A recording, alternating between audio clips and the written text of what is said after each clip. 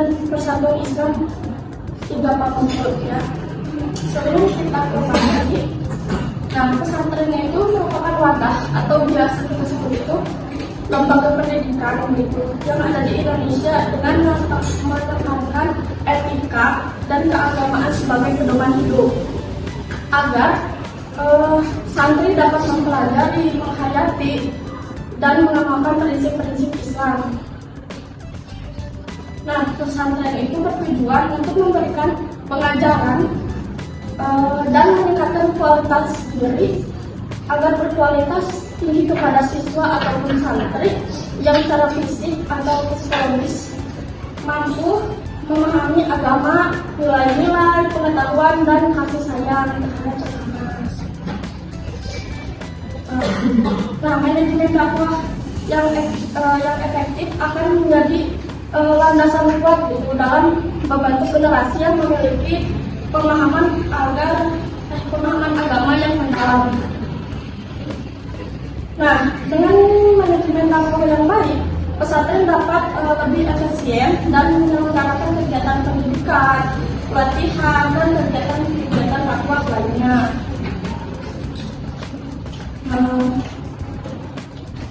Dengan adanya standar pengukuran yang jelas, itu pesantren dapat mengukur sejauh mana upaya yang telah dilakukan dan memberikan dampak positif atau tidak untuk mencapai hasil yang diinginkan.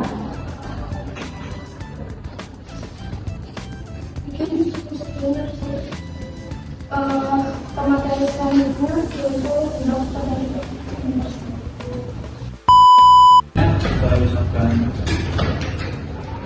terima kasih kepada moderator yang sudah memberikan untuk saya menjelaskan terkait daripada kita kan tadi sudah disebutkan oleh moderator bahwa kita mengobservasi dua pesantren sekaligus. Yang pertama pesantren Al-Jawami dan juga pesantren Persatuan Islam 340. Nah, di sini saya akan menjelaskan terkait daripada pesantren Al-Jawami. Ada yang harus kita ketahui bahwa pesantren Al-Jawami itu ada di mana? Misalnya, pesantren Al-Jawami itu terletak di Cileunyi Wetan, Kabupaten Bandung. Adapun pondok pesantren Al-Jawami ini didirikan oleh seorang ulama besar, yaitu Asy-Syaikh Kiai Haji Muhammad Sujai pada tanggal 3 Mei tahun 1931. Nah, pada awalnya pesantren ini dinamai pesantren Sindang Sari. Namun pada tahun 1977 bersamaan dengan diselenggarakannya lembaga pendidikan formal, maka nama pesantren ini diubah menjadi pesantren Sindang Sari Al-Jawami. Bisa kita lihat bahwa pesantren Sindang Sari Al-Jawami ini adalah pesantren berbasis Salafi, gitu ya. Salafiyah, atau yang dimana pesantren ini seluruh santrinya itu mengkaji kitab kuning. Bahkan sebagian besar santri Al-Jawami adalah mahasiswa, karena pesantrennya itu terletak di tempat yang memang dekat dengan universitas ataupun ya kita kan Al-Jawami itu juga kan dinamai dengan universitas juga kan ya, STAI, Sekolah Tinggi Agama Islam. Jadi hampir rata-rata, bahkan waktu nanya di sana pun hampir 90% santrinya itu adalah mahasiswa atau seorang pelajar. Nah, pesantren Al-Jawami ini berkulturnya itu Nahdlatul Ulama, yang dimana dengan khas fikihnya itu mazhab Imam Syafi'i. Mungkin itu yang pertama, mungkin bisa digeser tadi. Nah, sekarang kita berangkat mengenai visi, misi, dan tujuan daripada pesantren Al-Jawami. Pesantren ini memiliki peran yang sangat penting dalam pengembangan dakwah untuk meningkatkan daripada kinerja sumber daya manusia dan kualitas santri. Adapun visi misi daripada pesantren Al-Jawami ini yaitu pesantren visi misi dan tujuan untuk pesantren Al-Jawami ini mencerminkan tekad yang kuat untuk meningkatkan kualitas santri sebagai bagian integral dari proses dakwah dan pendidikan Islam. visi pesantren ini juga menggambarkan cita-cita jangka panjang, yaitu apa? Mencetak generasi santri yang nggak hanya memiliki pemahaman mendalam terhadap ilmu agama, tapi juga mampu mengaplikasikan dalam kehidupan sehari-harinya. Itu visi daripada pesantren Al-Jawami. Adapun misinya, pesantren ini melibatkan pendekatan holistik dengan fokus ini dia pada pengajaran kitab kuning terhadap daripada pengembangan kepemimpinan dan pembinaan karakter. Itu misinya secara garis besar ya, misi daripada pesantren Al-Jawami ini. Nah, adapun daripada tujuan pesantren Al-Jawami ini meningkatkan kualitas santri tercermin dalam upaya menyelenggarakan ujian kitab kuning atau imtihan. Untuk apa? Sebagai bentuk evaluasi terhadap pemahaman dan kemajuan santri. Itu visi misi dan daripada tujuan pesantren Al-Jawami secara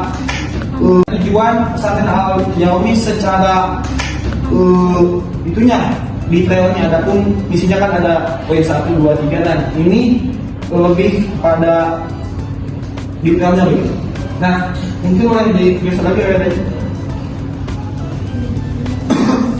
Dan satu lagi kita akan membahas terkait daripada metode pengajaran dalam pengukuran efektivitas santri gitu ya. Di pesantren Al-Jawami ini bagaimana sih metodenya? Terkenal dengan pendekatan tradisionalnya dalam pengajaran agama Islam. Metodenya ini mencakup daripada penerapan kitab kuning, nahwu dan sorok, dan bahasa Arab. Itu ya pegon. Tahu kan bahasa Arab pegon seperti apa? Itu bahasa Arab yang logatnya itu miring-miring. Dan juga bahasa bukan miring-miring ya. Bisa search lah Google apa itu bahasa Arab itu. Nah, metodenya ini yaitu mencakup daripada evaluasi efektivitas program di pondok pesantren ini, mencakup aspek pengetahuan agama, keterlibatan aktif santri dalam pembelajaran serta kemajuan dalam kemampuan berbahasa Arab. Adapun metode belajar yang diajarkan di pesantren ini, metodenya itu sorogan, metonan, dan metode klasikal. Ada yang tahu ini seperti apa metode sorogan? Yaitu misalkan saya habis baca kitab fikih lalu menyorogan kepada yang emang sudah lebih paham begitu, yang sudah itulah jago. Nah, kita menyelogan kitab kuning. Adapun metode daripada klasikal ini seperti halnya misalkan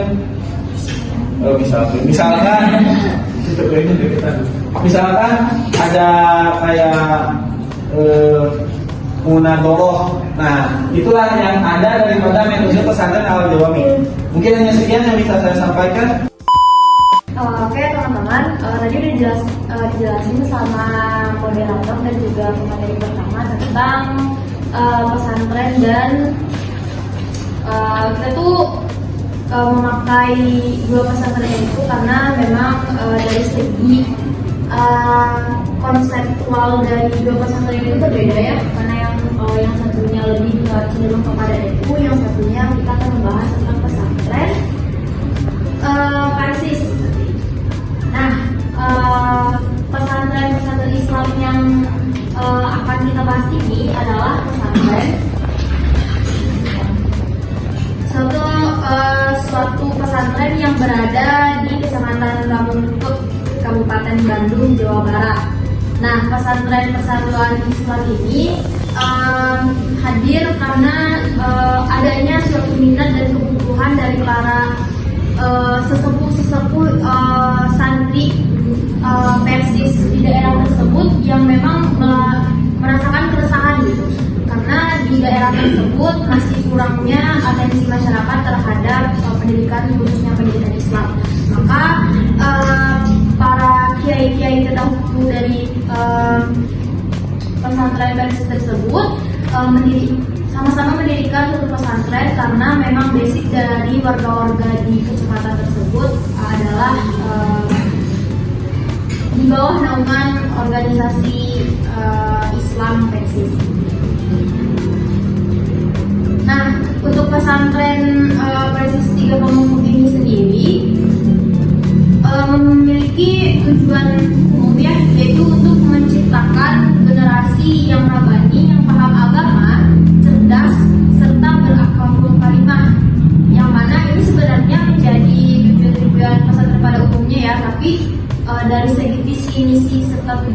dan programnya tentu akan berbeda. Nanti akan kita bahas secara berurutan. Nah, pesantren ini didirikan pada tahun 1946 oleh Ajingan Harun yang berada di bawah naungan Kementerian Agama. Nah, pesantren versi 3 Pamengpeuk ini memiliki 3 jenjang pendidikan. Yang pertama diniyah, yang kedua sanawiyah, dan yang ketiga yaitu muallimin. Muallimin ini seperti MA kalau kita biasanya. Nah, para santri yang berada di pesantren versi 3 Pamengpeuk ini tidak hanya berasal dari penduduk desa setempat, namun juga berasal dari beberapa daerah yang memang cukup mengenal pesantren tersebut gitu. Tapi pada umumnya yang berada di pesantren itu adalah yang memang keturunan dari pada ajingan-ajingan yang emang sudah mendirikan pesantren itu di dahulu kala. Nah, boleh di slide. Nah, yang selanjutnya ini kita bahas tentang visi misi dan tujuan dari pesantren versi 3 Pamengpeuk ini.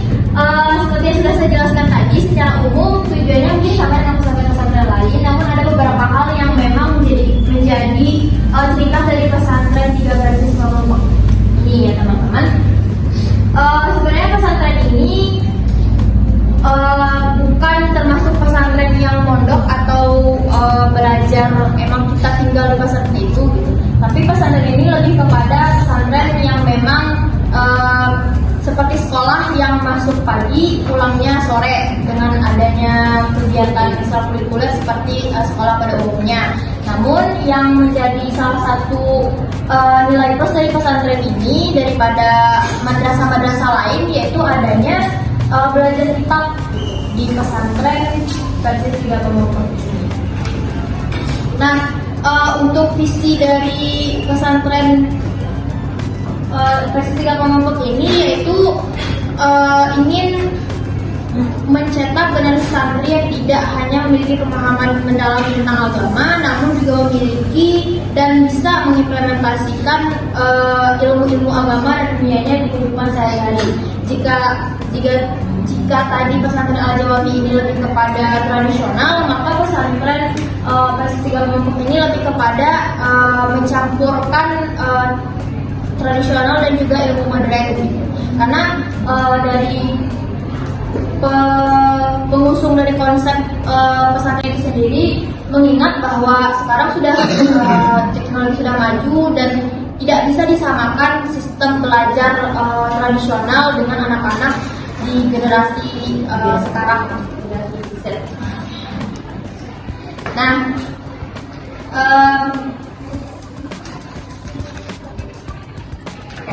setelah itu ada visi misi dan tujuan dari pesantren ini yaitu punya landasan utama ya teman-teman, yaitu bagaimana caranya strategi dakwah yang holistik dan berkelanjutan itu tetap bisa dijalankan oleh pengajar, pendidik maupun santri yang nantinya menjadi alumni dari pesantren-pesantren tersebut gitu. Nah, ketika santri sudah lulus, maka mereka pun tetap bisa berkontribusi khususnya di pesantren itu sendiri. Karena di pesantren itu sendiri mempunyai budaya yang mengajar di pesantren itu adalah alumni-alumni dari pesantren yang memang belajar lebih dahulu gitu. Jadi lebih kepada menurunkan ilmu yang sudah mereka dapat kepada adik-adik dan anak-anak mereka. Nah, kalau untuk pendekatan yang dipakai oleh pesantren versi 3 Pamengpeuk ini adalah bagaimana generasi muslim bisa berkualitas dan berkontribusi yang positif terhadap masyarakat, terutama masyarakat yang ada di sekitarnya. Karena memang dari awal kita sudah tahu ya masyarakat yang ada di sana itu tuh satu rumpun gitu, satu ormas Islam yaitu Persis. Maka jauh lebih mudah bagi mereka untuk mengimplementasikan apa yang sudah mereka dapatkan seperti itu. Nah, dalam konteks perencanaan pengembangan program di pesantren ini itu tuh mempunyai dua metode ya. Yang pertama itu metode modern yang mana tetap ada ilmu-ilmu modern, ilmu-ilmu umum yang dicantumkan di kurikulum yang ada di pesantren Tiga Pamengpek ini. Tidak hanya belajar kitab, tapi juga belajar bahasa Indonesia umumnya seperti yang kita tahu lah gitu. Nah, tapi seperti yang sudah dijelaskan tadi, di pesantren ini tetap ada yang namanya belajar kitab kuning. Kitab-kitab yang memang dipelajari di pesantren. Namun, jika ditelaah lebih jauh, hasil wawancara kami bersama narasumber kami bahwa sistem belajar dari pesantren ini di saat ini sangat jauh berbeda daripada di zaman dulu, karena memang berbeda kultur dan juga berbeda ideologi gitu.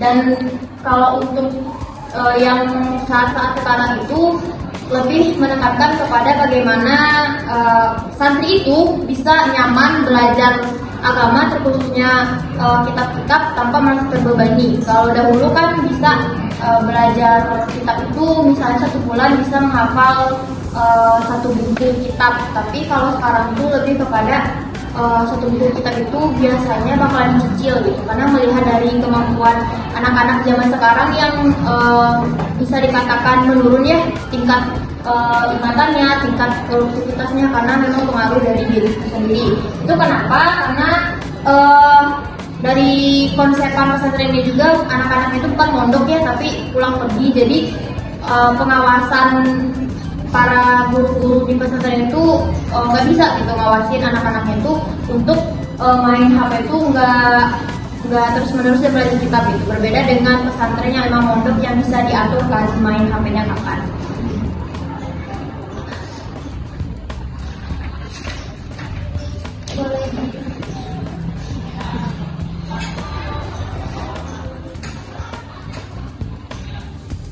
Nah, setelah kita membahas tadi pesantren Al-Jawami dan juga pesantren versi Tiga Pamengpek ini, maka kami menemukan satu benang merahnya ya, karena kita di sini membahas tentang standarisasi pengukuran efektivitas pengembangan manajemen dakwah terhadap 2 pesantren yang akan kita bandingkan ini. Namun kelompok 4 menemukan suatu fakta yang sama, bahwa di kedua pesantren itu memiliki beberapa tantangan dan juga itu bisa menjadi evaluasi gitu untuk pesantren 2 pesantren ini maupun kita sebagai peneliti gitu. Nah, untuk standarisasi dalam mengukur keefektifan ataupun keberhasilan dari pesantren ini, pesantren Al-Jawami dan juga pesantren Versi Tiga Pamengpek ini memiliki kriteria yang sama, yaitu ketika santri yang masuk memiliki kemampuan yang di-upgrade gitu. Maksudnya apa?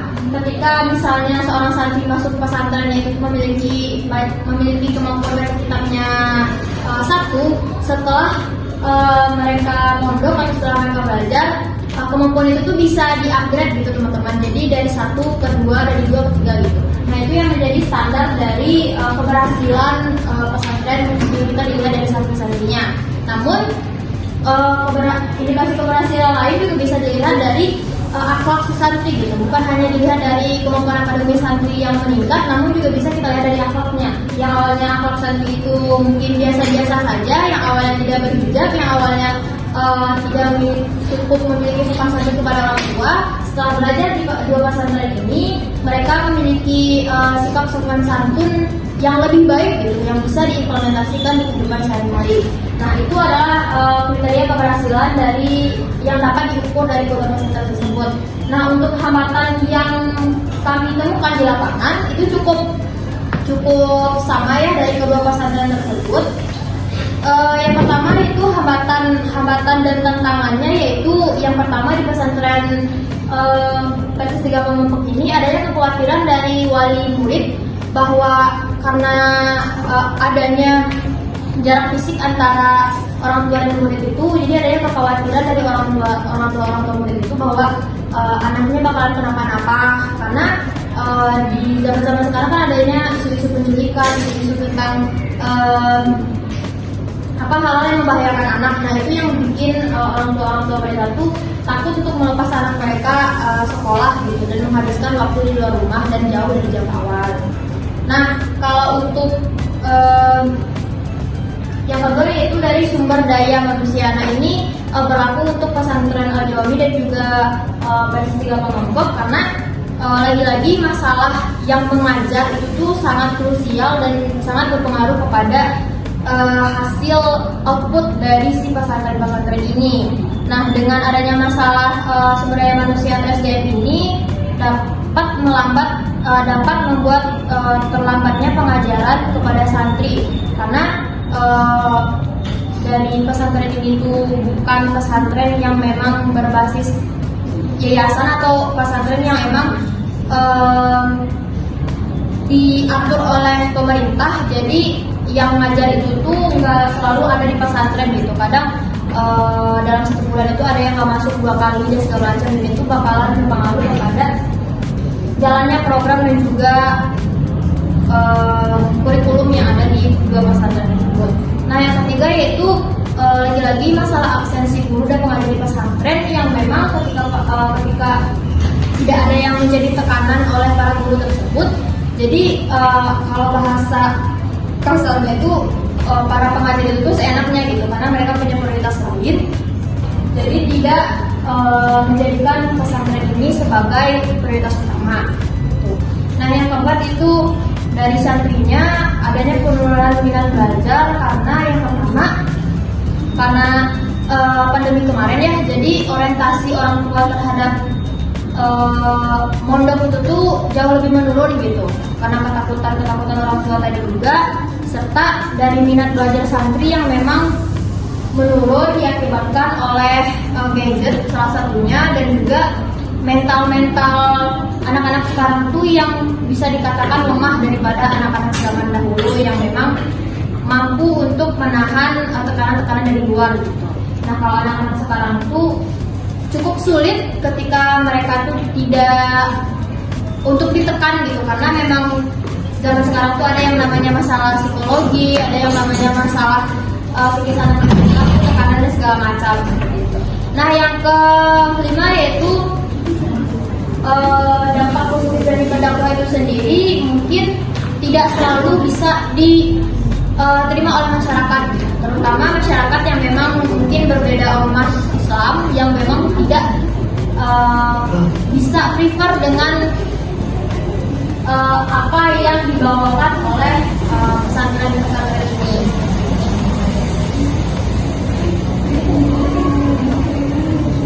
Oke, sekiannya penjelasan dari saya dan juga kelompok 4. Saya kembalikan kepada moderator. Supaya visi, misi, dan tujuan pesantren